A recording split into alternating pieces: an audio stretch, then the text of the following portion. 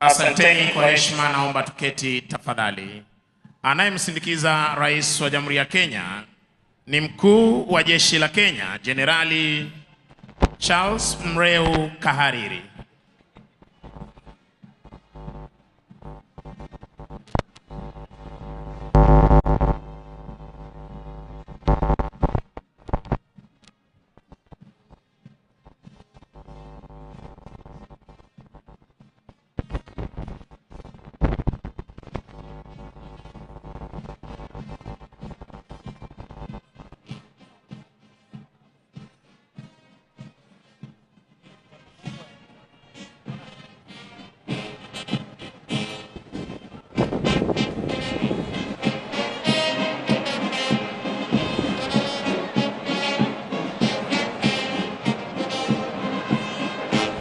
Bendera ya kikosi hupewa heshima ya hadhi ya juu.